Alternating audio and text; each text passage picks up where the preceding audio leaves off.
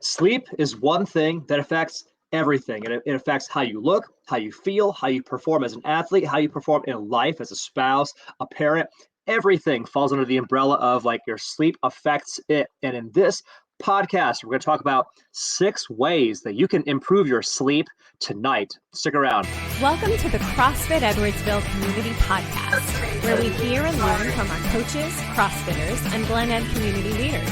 Now, here are your hosts, Dallas and Greg. What is up, everybody? Welcome to the CrossFit Edwardsville Community Podcast. So excited to have you here. I'm your co-host, Dallas Amston. Communicate to Succeed. I work with introverted entrepreneurs to help them actually not feel like they have to fake being an extrovert or fake confidence, but actually to leverage their introversion so that they can present on stage in an authentic way. And with me, as always, my buddy and my co-host, G Sco. What's up, guys? Coach G here, CEO and GM at CrossFit Edwardsville. I'm stoked today we get to hang out with one of my absolute favorite topics, which is how sleep affects everything and how we can sleep better. That's our topic today. We're going to outline 6 ways that you can get better sleep tonight so you can look, feel, and perform your best tomorrow. Boom. I love it. I mean, yeah, you gave me all the notes that you wanted to cover here, but we really do. We want to know why it's important, how we look, feel, and perform at our best. This is so good. So G, you kind of had some grad school credibility from this. Talk to us about it, Yeah. man. Well, I think it's really important as we start this conversation. Let's outline why sleep is important, right? In terms of like looking, feeling, performing our best, which is our charter, it's our mission at CrossFit Edwardsville. How do we do that? And why is it important for us? And when I was in grad school, Washington University in St. Louis, program in physical therapy, number 2 program in the country in that field at that time. Since then, by the way, it has I graduated. It's now rated number 1 in the country. So apparently I was the problem. But there's a theme to a lot of my research projects. That is how sleep affects motor learning, meaning how does sleep affect your ability to perform physical motor tasks? And this has implications for all of us, whether you're a competitive cyclist, a competitive CrossFitter, whether you have just had a stroke and you're recovering from hemiparesis, right? You got partial paralysis in the body. And it's so fascinating to me how sleep affects how we perform. It makes a huge difference. I would say, just from my own personal experience, it affects even more than nutrition will in the short term. You feel short-term effects of a lack of sleep way faster than you feel, I'll just say it, short-term abuse of your nutrition. Sure, absolutely. So when we think about like how it affects our performance, one of the things that sleep does is it helps us to consolidate our new memories into long-term skills in our minds and our bodies. Case in point, for example, if you learn some new skill, like you learn how to squat really well at the CrossFit gym from the CrossFit coach, you learn how to do a barbell clean, a wall ball from your coach. Part of what sleep does for you as an athlete is that it takes these new skills you just learned, it consolidates it into important parts of the brain, which then allow you to enhance your performance and do better with those tasks after you have awakened and your body has made these neurological changes in your brain. So this could be, you may be at a job, you're learning a new physical skill, you're learning how to use a 10 key, for example, on a computer, and you want to learn a 10 key and how to use that faster. It's learning the skill, sleeping on what you've learned, and then coming back to the skill that is the magic. Like having good quality sleep is one of the things that brings your best performance to light. And it's fascinating how many different ways that this can play out. Dallas, I'll share with you one of my favorite examples from my grad school work, which was even people that mentally rehearsed a new task the day before, went home and slept on it, and then performed that task the next day, had measurable, repeatable, predictable, substantial improvements on that skill compared to people that actually performed that task. Then a few hours later, with no sleep, came back and performed that task the same day. Even people that actually practiced did less well on the retest than people that mentally rehearsed, slept on it, and then performed it again. That makes perfect sense. I know there's a very similar train of thought in the field of psychocybernetics, because our brain is a problem-solving machine. So I learned a technique from psychocybernetics that is simply, if I ask myself a series of questions before bed of, can I do this? How will I do this? Etc. I'll actually get the idea. I've gone to sleep going, I know that by tomorrow morning, I'm going to wake up with this outline for this presentation ready to go in my brain. And you sleep on it, and your brain literally, not only does it tend to, because it's a servo mechanism, is the term in psychocybernetics, but because it's a servo mechanism, it tends to not only answer the question in the affirmative, can I do this? Yes. But then it goes about as the problem-solving machine, figuring out how to do it as well. So you get something locked in your physicality, and your brain can just wire you up for success there. Totally 100%. I can see where the foundation of that science is correct. Right. So in terms of like performing your best, being your best as an athlete, as a competitor, if you are one, getting quality sleep, and one of the things we'll talk about is how you do that, is one of your steps to success. It's also getting that quality sleep is a big deal in terms of how you feel. We all know as people with common sense, you're going to have better energy. You'll feel more energetic if you get good sleep, but it goes beyond that. We know beyond a shadow of a scientific doubt that your eating patterns, your food consumption patterns, your appetite and satiety hormones also shift in the wake of a good night of sleep or a poor night of sleep. And we find that most people that tend to be endomorphic, they tend to gain weight more easily. If they sleep poorly at night, they tend to consume more calories the following day, which can be one thing that can contribute to additional weight gain. The flip side of which, if they get good sleep, their hormonal balance, the leptin, the ghrelin, the other satiety hormones in the brain better regulate and send signals of satiety more appropriately during the day, meaning that they actually will eat in a more appropriate pattern, eating more reflective of their needs versus their on-the-fly desires, on-the-fly whims, on-the-fly impulses, right? And it's true too. We see that for people that tend to be very, slight in build, people that tend to be small in frame by nature, the way God made them, they tend to eat less if they have poor sleep patterns, which is for them a problem. Now they are undernourished compared to where they need to be. So how you sleep changes how you feel in terms of changing your eating patterns. And fascinating research out there also speaks to how sleeping pattern can exacerbate or minimize the symptoms of mental conditions, including depression, anxiety, bipolar disorder. So it affects your emotional and mental health as well. Not to mention that good sleep can help you become more stress tolerant and more resilient. So you just handle all the bullshit that life throws you in a more graceful way. Totally. So it can really help you feel your best as well. Yeah, I know personally. Hey, fellow endomorphs of the world, raise your hands in unison. Maybe I should get like an Endomorphs Unite T-shirt made or something.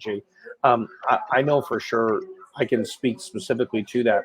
If I have a poor night of sleep, if I wake up between 2 and 2:30, I'm up till 4. That's just a thing. It just happens for me.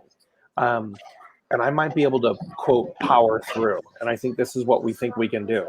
You power through or push through that feeling, and you can do it one day, maybe 2 days, where you're like, I didn't get a good night's sleep, I'll just push through. Or we over caffeinate. The moment we do that, we throw off that balance that you're talking about. I've always viewed sleep as kind of a bank account. I can only make so many withdrawals Correct. until I start getting penalized in other Right. areas of my life. So the sleep is really about the putting the deposits in for my body, for my brain to wash itself at Right. night, for the memories to store, for my literal physical muscles to be able to relax long enough and get into that deeper state. And if I miss it, again, I can push through, but I can literally feel the toxins building up Yeah. over the course of a couple of nights of bad sleep. And it's everything. It literally will go to the heart of your safety during the day, Yeah. because fascinating research in driving simulators, people that are driving underslept, who are underslept, they have poor sleep patterns, their performance in driving simulators is indistinguishable from people that are driving under the influence of alcohol. If you are getting Crazy. poor sleep at night, you are driving impaired, period. In fact, like, there are some theories out there that speak to that the ultimate origin of the Titanic crash was somebody at the helm that didn't have enough sleep and was underperforming for that reason. Like this, we can go way down deep down the rabbit hole, but how you perform is affected, how you feel is affected, and how you look is affected. This is obvious to all of us, right? Yeah. Like, Yeah. when you're more rested, you look more vibrant, you look more youthful. And there's a funny example is that, like, my mother-in-law comes over to look after my son occasionally, and it's always the weekends when she comes over here. And on the weekends, I get a lot more sleep than I do during the week. And so recently she's been complimenting me like, Greg, you look so young. I don't know what you're doing, but you look so young. I'm like, yeah, it's because I slept for 13 hours last night. And you're using your Whoop device to Right. even track your strain levels and all of that. Right. Yeah, like Minda, you should see me on a Tuesday. It's not the same thing. But anyway, so That's so the word that is sticking out to me on all of this, G, is the word balance. yeah, There is this balance that we have to have between, I remember, I think it was Matt Frazier said one time, someone asked him the question of, are you afraid of overtraining? And he said, overtraining is not the problem, under recovery is. right. Because he understood there was a balance of the output to the recharge. Right. The same goes, I mean, I know personally, having dealt with mental health issues, if my gut biome is not what it's supposed to be, I'm not getting the serotonin to my brain that should Right. be. So I immediately know that if the balance gets off in the gut, I start to feel it mentally and emotionally. Same with sleep. So that word balance is the thing that just kind of keeps rolling over in my brain as you're talking about this. Again, everybody, this is how you perform better, how you feel better as far as all of the things, appetite, consumption patterns, performing better in the gym, at your job, as well as looking better, looking more vibrant, more youthful. That's all good. So G, here at CFE at CrossFit Edwardsville, we're constantly talking about how do we look, feel, and perform better. So now I'm going to ask you, how do we improve our sleep quality? I know you've got the 6 steps to that, but talk us through them, man. Absolutely. And we'll never be able to fully explore all 6 of these as completely as I'd like, but Sure. the punchline is our audience is intelligent. You're probably well-educated people. We'll give you the 6 bullet points. I'll talk about each of them briefly. They're all very actionable, and you can put this into action today. This can make a difference in how you sleep tonight. And we love to have practical advice here. One of the things I'm excited to share about these things is that they will help you sleep better tonight. They're all very easy. They're all very doable. They're all very practical. And yes, there are way more than 6 things that you could do. I could list 30. I'm so passionate about this topic, but we'll keep it simple. So the first I one, can just hear right now the old Phil Collins song coming. right? I can feel it coming in the air Yeah. tonight. Take me through it, baby.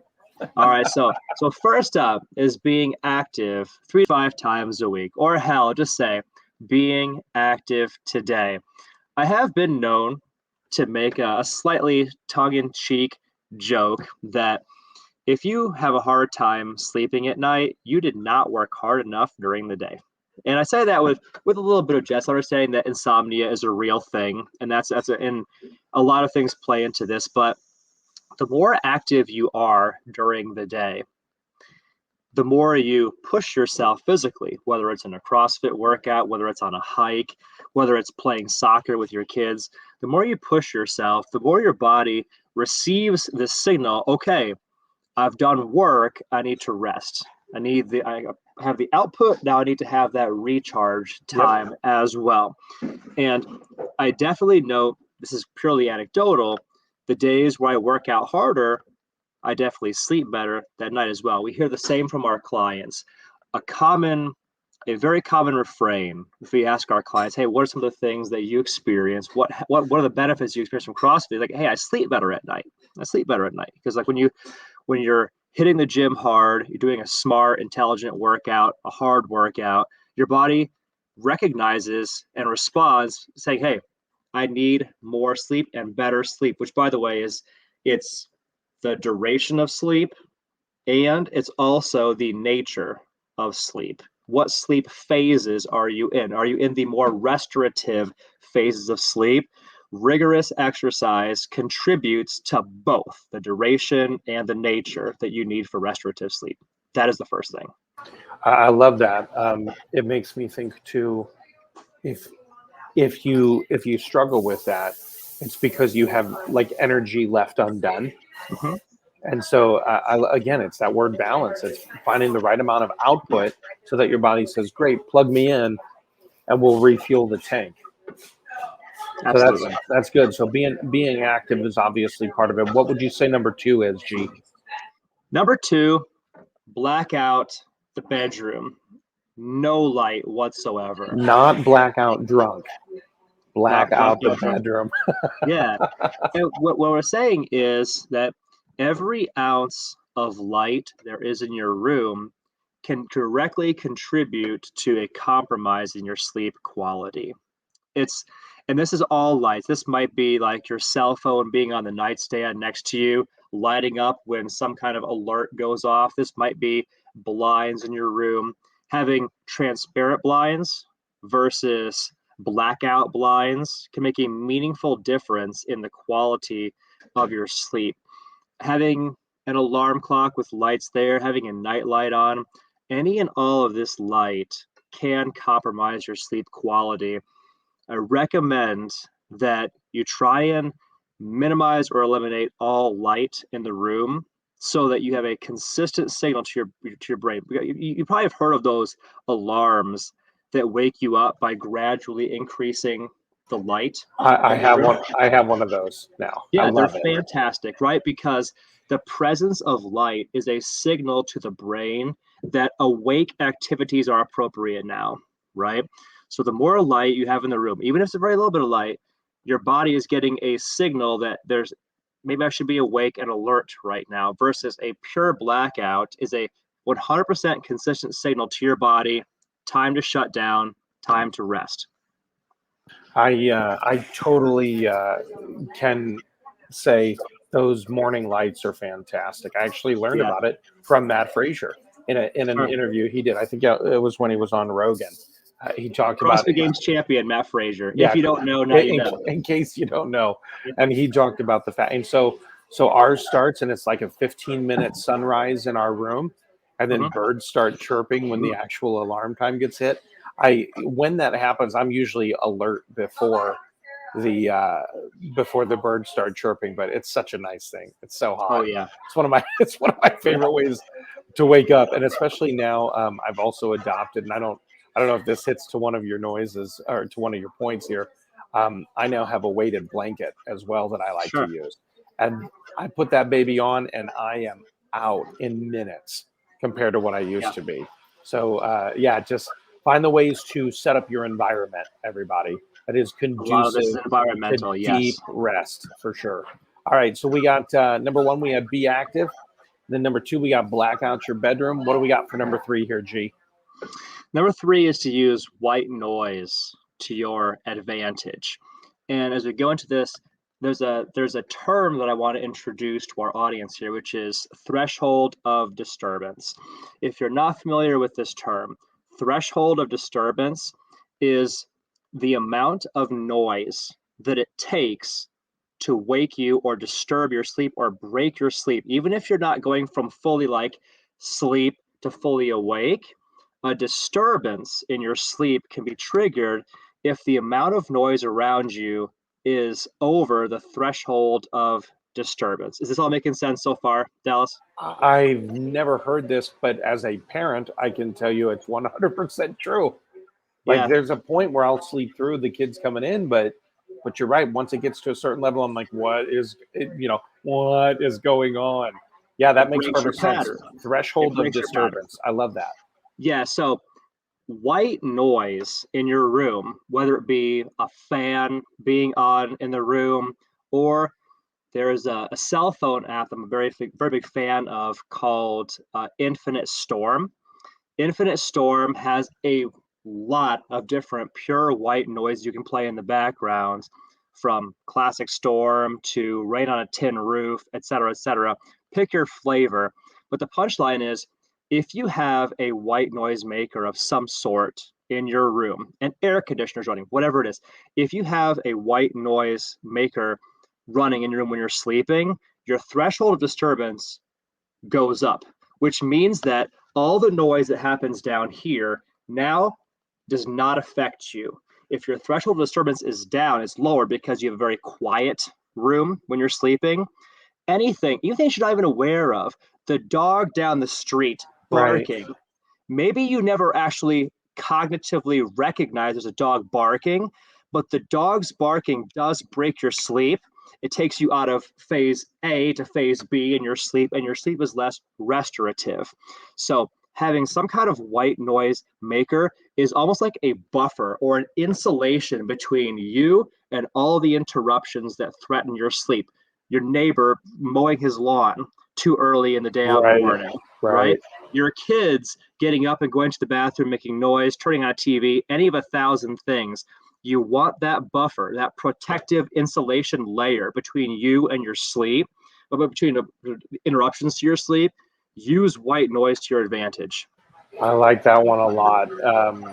So one of the apps I use, everybody, is called the Insight Timer, and you can do similar to what G was saying. You can set it for. There's even like the Descent ones that are a little bit louder and then get a little bit softer on the Insight Timer after 60, 90 minutes to kind of put you in that place there. But the other thing with the Insight Timer, G, is it allows for you to do things like guided meditation if you want, or Right. just timed meditation. And I know that kind of leads into what you're going to say here for number 4. So give us number 4 on the list. Number 4 is establish your own personal decompression and relaxation nightly routine, which can look very different for a lot of people. But for some people, it's having an intentional meditative or a breathing pattern practice before bed. For some people, it's reading, something that helps to bring you down, helps to calm all the nerves, slow down the mental engines, and allow you to get into a more relaxed state. For some people, it's just visualizing a fun, enjoyable tomorrow. But whatever it is, you should have a nightly routine that you regularly practice that decompresses you, puts all the nerves at ease, relaxes you, slows your breathing, and lets you ease into that sleeping, which, as we like, related to my next topic here, it's really important that we establish that thumb scrolling through your phone or watching a movie on TV probably should not be your nightly routine, because item number 5 here, turning off screens 1 hour before bed, that blue light really does suck the sleep skill out of your body. It makes you less skilled as a sleeper. The blue light can compromise your ability to fall asleep in the first place and then stay there once you get there. So the duration and the nature of your sleep can both be compromised. And I think a lot of us we've heard this before, But this can be, for many people, one of the most challenging things to actually implement because we're all so addicted to this Yeah, thing. for sure. We're all just so drawn into checking the social media one more time and watching one more episode of Game of Thrones, and all of it just annihilates your sleep. I got to give you mad respect there for referencing Game of Thrones in 2022, because I think the new series is about to start. So one of the things too that helps me, everybody, is and if you do like yoga practices, you can check out Ayurvedic rituals for sleep. So like there's even like breathing patterns you can do between your thumb and your fourth finger and things like that. But one of the things for me too that quiets my brain in that decompression nightly routine, G, is going through my schedule for the next day tomorrow, or any like to do stuff that I need to get done and writing it out. So I kind of offload it off my brain. So I don't lay down Out of with the brain, what am onto I the going to do? page. Exactly. Yep. So I just out of the brain onto the page, exactly what G just said. And then the other thing that helps too is if you're going to stay up and watch that movie, you might consider blue light glasses. I use them now, and I honestly, from the first time I started using them, I noticed a measurable difference between how quickly I would fall asleep and how deeply I would sleep quickly. And so if you're one of those people, he's like, no, my only chance to watch a show with my spouse is at 9:30 at night, and you want to be in bed by 10 or 10:15. Get a pair of, I think mine cost $15 on Amazon. These blue light glasses, they're non-prescription, and they just kind of help block about 95% of that blue light to start to get the melatonin production happening in your body. So yeah, Gee, you're hitting us with all these good ones here again, everybody. Establishing that routine is so important. Number 4, turning off the screens an hour before. I know we got one more here on the list, G. So hit us with it. Waking up and going to bed at the same time daily. Very challenging to do, especially if you have kids and they're involved in sports and all the things. But if you can do it, you can train your body that a certain time of the evening is decompression time, a certain time of the evening is sleep time, and a certain time of the morning is go time, where you get up feeling recharged and energized and excited about going out and conquering the day and being your best self, right? Again, it can be very, very challenging, but there's a huge payoff and reward for it. If you can do this, go to bed the same time every night, get up the same time every morning. That consistency, like all things fitness, like all things nutrition, pays big dividends. That's the thing right there, consistency. It tells your body now's the time.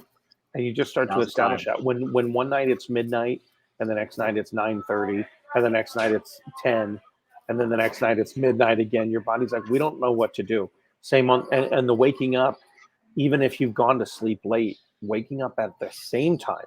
If you wake up at 5 or 5:30 or 6, whatever it is, if one day you're like, oh, it's 5:30, I'm a little tired, or I stayed up a little late last night, I'm gonna go till 7, you'll actually feel more tired that day than if you just get up at the normal 5:30 time.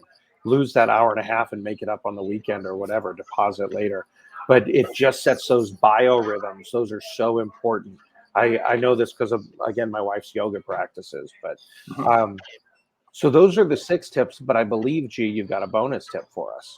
I have a bonus tip, and that is to eat a healthy diet, which helps your metabolism to be its best, your digestion to be its best, and besides the physical benefits, right? And, one of the things that can contribute to quality sleep at night is if your digestive system is actively operating on working through the foods you've consumed, right? The dinner foods that you eat. If your body is actually working on that, it can be easier for all the other systems to go latent, for all the other systems to go into shutdown mode. So a healthy dinner can lead to a healthy night of sleep. And this is a theory I've had for many years. I believe in it very strongly. And that is that just beyond the physical, obviously you eat a healthy diet, your body works better. I believe that when you have a healthy diet, you are more at peace with yourself. And that peace in your heart and your mind, that you're living congruent with your values, you're making food choices that you're proud of, you feel good about yourself, I believe that those psychological benefits are just as big of a reason why people that eat healthy sleep better at night. They just have this peace in their heart and their soul where I did what I knew that I should do. I feel really good about that, and you will sleep better at night. I really like that. I like that the psychographic element of that, not just the biochemical element of it, but there's a psychological element of it. I also know too, the healthier the diet, the less inflammation. So the less Absolutely. you're going to have restless sleep. You're going to Right. the being active 3 to 5 times a week. Again, everybody, this is all connected and it all ties together, and it's all in that word balance of the less inflammation, the more active you can be. The more active you can be, the more that you can enter that deep place when you black out your bedroom, use white noise to your advantage. And then at the end of the day, it's like, okay, now it's time to go into rest mode. You set that decompression and relaxation nightly routine. You get the blue lights off or get the blue light glasses on an hour before bed, and you wake up and go to sleep at the same time daily. It's a cycle. And I think for the majority of our members, especially at the CrossFit community, I feel as though none of them are huge party animals anyway. So Right. it's not like these are good tips for us to think about, to just go, oh, of those 6 or of those 7, really, with the bonus tip, I'm really good at 3 of them. So here's the question, everybody. If you're really good at 3 of the 7 tips that were just given, which one tip will you add the next week or 2 to Absolutely. implement that into your world? You don't have to be 100% all the time, right? But if you can say, oh, I already do these 3 or 4 naturally, then take on a 4th one or a 5th one. Or if you do 5 of them, Right. take on the 6th one, and just see how that, just like we scientifically test everything, see how it affects your sleep, see how it affects your Right. restoration, and Yes. and then say that is a worthy thing to implement. Especially if you have like a Whoop or one of the Apple Watches or the Aura Ring that tracks your sleep performance, you can have some hard data and some metrics on it. Even if you don't have one, I promise you the payoff is enormous. It's a virtuous cycle. The better you sleep, the more energy, the more vivacious, the more stress tolerant you are, the better a human you are during the day. And when you go out there, you can live your most active life. You can have better workouts. You can do more cool stuff, live a more active lifestyle. That when bedtime comes around, you're ready to plug those emotional and physical batteries into the wall. You're going to sleep better. Then you sleep better. The next day, you're active and you can do a lot of cool stuff. It's a virtuous cycle, and it's totally worth it. And I'm really excited for all of our audience to experience it. That's awesome. Thanks, G, for that. So everybody, those were the 6 steps plus a bonus tip on why sleep is so important. And again, this is all about helping you look better, feel better, and perform better in every area of your life, not just in the gym, but at your business, with your family, your relationships, in your spiritual walk, all of that. It's about looking better, feeling better, and performing better. If you are interested in finding out a little bit more about us, first of all, you can check us out. Go to ye old Google machine and type in CrossFit Edwardsville, and you can read one of our hundreds of 5-star reviews. You can also check us out on all the socials, Facebook, Instagram, Twitter, and TikTok at CrossFit Edwardsville. But when you are ready, if you are new to our community and you're like, I want to take the next step, go to CrossFitEdwardsville.com, and there's that big button on that screen that says book a no sweat conversation. We would love to have a conversation with you to talk about your goals, to talk about your hopes, your dreams, where you would see yourself in a year, 6 months, or even 90 days from now, where you see yourself in your nutrition journey. We want to be a part of helping you with that. And you can also download a bunch of resources very similar to this 6 tips that we reviewed today. There's a lot of other e-guides and resources for you at CrossFit Edwardsville. G, thank you so much for the conversation today, my man. I always appreciate you bringing your genius to the table, brother. Dallas, thank you. Thank you to all of our audience out there. And as my dude Dallas loves to say, guys, have yourselves a championship day.